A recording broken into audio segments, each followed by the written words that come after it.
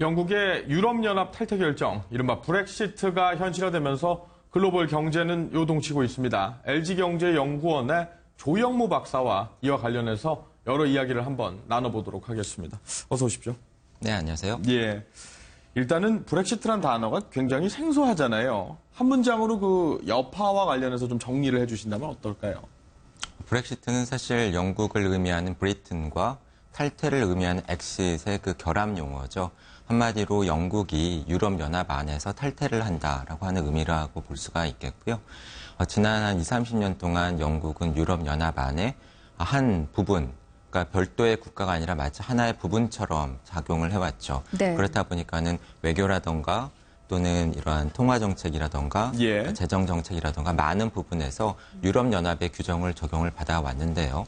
이제는 그러한 그 하나의 부분에서 과거와 같이 별도의 국가로 떨어져 나간다라고 하는 것을 의미를 합니다. 예. 당장 영향을 미칠 수 있는 것은 그동안에는 유럽연합 안에 한 부분이었기 때문에 다른 유럽 국가들과 무역 거래를 할 때 관세가 전혀 적용이 되지가 않았죠. 예. 무관세 거래가 적용이 되었는데 이제는 네네. 관세 부분이 가장 크게 변할 것으로 예상이 되고요. 네네. 또 이와 함께 앞으로는 유럽 안에서 가장 큰 금융 중심지였던 이러한 위상에도 예. 변화가 있지 않을까 하고 생각이 됩니다. 예. 그런데 그런 영국이 한 번도 가지 않은 길을 택했습니다. 결국에 43년 만에 홀로 서기를 했는데 어떻게 영국이 결국에는 탈퇴를 할 거라는 걸 혹시 연구원님께서는 예상을 하셨습니까?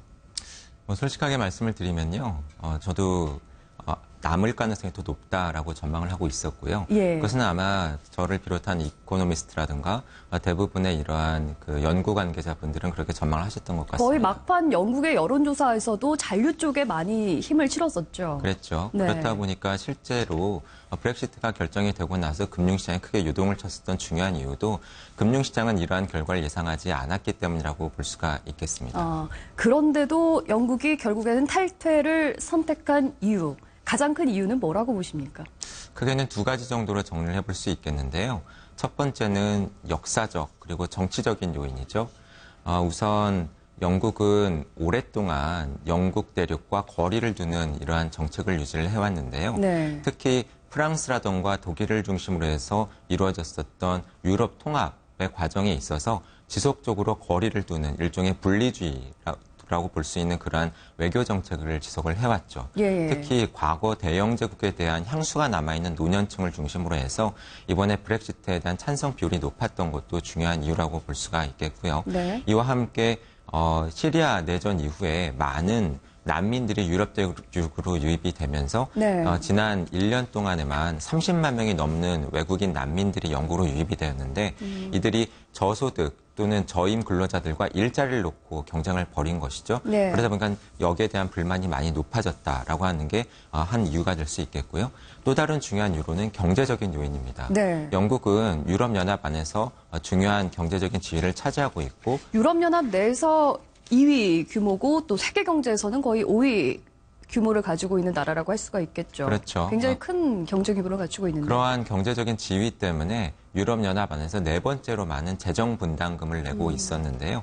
이렇게 많은 돈을 지불을 하면서도 과연 그것에 걸맞는 경제적인 효과를 누렸는가에 대해서 영국 국민들의 불만이 높았던 것 같습니다. 네. 왜냐하면 돈은 많이 내고 있는데 영국이 기록하고 있는 경상수지 적자의 약 80% 정도가 유럽 대륙과의 영내 교역에서 발생을 했기 때문이죠. 네.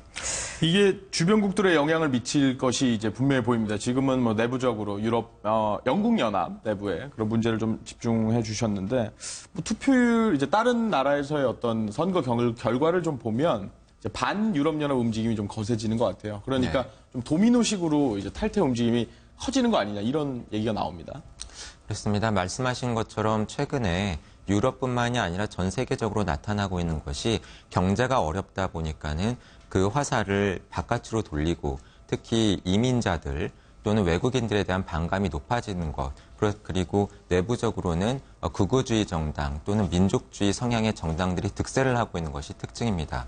그렇다 보니까 이번에 브렉시트가 결정이 되고 나서 바로 뒤이어서 또 다른 나라들이 일종의 도미노 현상과 같이 유럽연합에서 탈퇴하지 않을까 하는 불안감이 높아지고 있고요. 네. 실제로 가깝게는 덴마크, 체코가 구체적인 움직임을 보이고 있는 가운데 유럽연합 안에서 중심국가라고 할 수 있는 프랑스, 네덜란드, 심지어는 독일안에서조차도 예. 유럽연합에서 탈퇴하려고 하는 움직임이 나타날 가능성이 있습니다. 그러니까 이게 뭐 영국 하나의 문제로 봤을 때는 그렇지가 않을 수도 있지만 전 세계가 연결돼 있으니까 유럽연합이 연결돼 있으니까 그런 건데 그러니까 결국 우리 입장을 고려할 수밖에 없잖아요. 근데 정부 설명을 들어보면 뭐 단기 충격은 좀 제한적이라고 하는데 뭐 규모도 그렇게 작진 않고 크지 않고 근데 장기는 장담 못하는 상황 아닙니까? 예, 말씀하신 것처럼 우선 단기적으로는 당장 달라지는 것은 별로 없어요.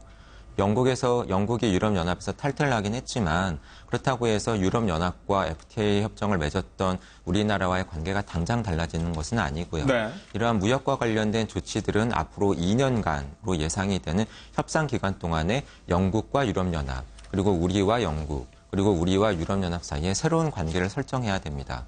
하지만 금융시장을 중심으로 해서 지금 충격이 당장 크게 나타나고 있는 것은 돈 때문이에요. 네. 영국 특히 런던의 시티는 국제 금융 중심지로서 그리고 유로화가 가장 많이 거래되는 금융 중심지로서의 역할을 해왔는데요. 예. 이러한 런던이 있는 영국이 유럽연합에서 탈퇴를 하다 보니까 영국의 돈인 파운드화의 가치가 급락을 하고 있고 런던의 중심지를 두고 있는 글로벌 금융은행들이 여기에 타격을 입으면서 네. 국제 금융시장에서 커다란 충격이 발생하지 않을까 하는 우려가 나타나고 있는 것이죠. 예. 네. 당장에 지난주 금요일에 이 브렉시트 결과가 나왔을 때는 금융시장이 크게 움직였거든요. 반응을 네. 심하게 했는데 당장 지금 투자처를 고민하고 있는 분들은 어디에다 투자를 해야 되는 건지 안전자산인 금을 찾아야 되는 건지 고민이 좀 많으실 것 같습니다. 이 부분에 대해서 조언을 좀 해주신다면요. 단기적으로는 이렇게 국제 금융시장에서 불안감이 높아질 때에 안전한 곳을 찾아서 또 투자를 하려고 하는 성향은 더더욱 강해질 수밖에 없을 것 같습니다.